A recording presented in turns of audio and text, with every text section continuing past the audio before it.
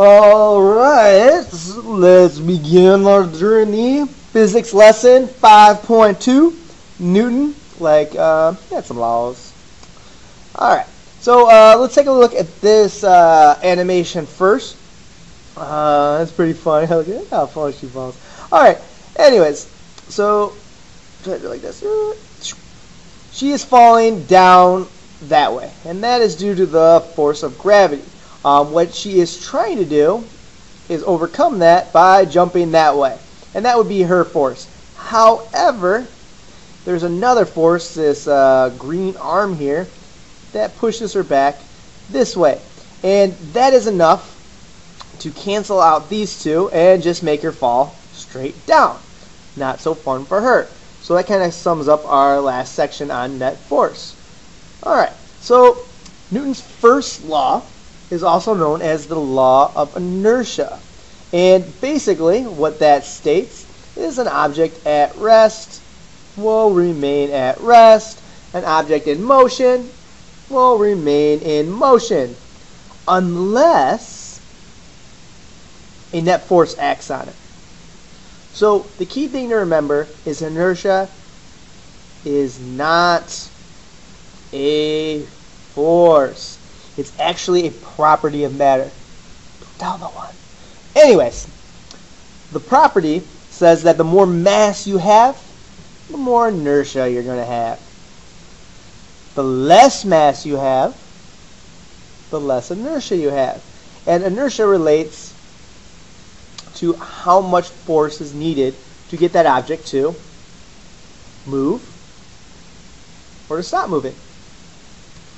Alright, so three statements here. If one's true, then they're all true. So the first statement is the net force of an object is 0. Well, if the net force of an object is 0, then the acceleration is 0. And if the acceleration is 0, then the velocity is constant, not necessarily 0. If the object's velocity is constant, there's no acceleration, there is no net force. All good things. You need to have an acceleration in order to have a force acting on an object. Alright, so how do objects move? So, in general, a change in velocity indicates that an object moves. So in order to get something to change in its velocity, we need to apply a force, a push or a pull. If we do so, the object is going to change its speed, right? Its velocity is going to change. It's going to move faster, right? Or if we apply the force the other way, it's going to slow down or stop that object. And then the third thing is we can change its direction. We can make it turn. So this might sound familiar. Flashback to velocity. Back to I think it was chapter 3 notes. Change in velocity. Speed up, slow down, change direction. Because our acceleration is our change in velocity. So if we speed up, slow down, or change direction, we have an acceleration. If we have an acceleration, then we have a force that is causing that acceleration to happen. Alright, so let's take a look at this bowling ball. Bowling ball, we have force of gravity going down. Yay, force of gravity. But it's on a bowling alley lane, so that means it's not falling through the lane. At least I hope it's not. So that means we have a normal force.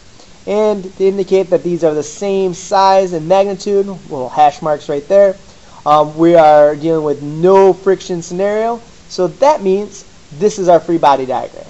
All of our net forces are going to balance out to 0 newtons. Yay! It's not moving backwards or forwards. It has a constant velocity of 0, and we have no forces acting on it.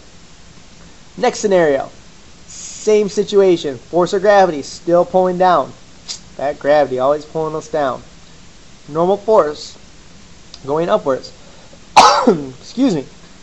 And now we have this kid who's pushing the ball. Right? They're pushing the ball. He's pushing it forward. There's nothing pushing it backwards. So we have a net force. In this case, it's going this way. We call that applied. These are equal. This not equal. Therefore, we have a net force and the object will begin to speed up. Right? And it will continue to speed up as long as that person is holding it.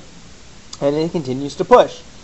If they stop, like in this scenario right here, then we no longer have that applied force. We only have normal force and force of gravity, which should be the same.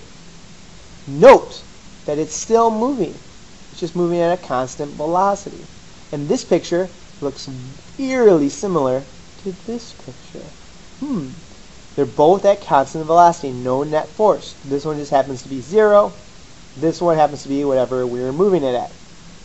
Alright, last scenario here is now we're going to take this bowling ball, which still has the force of gravity going down, and then our normal force going up,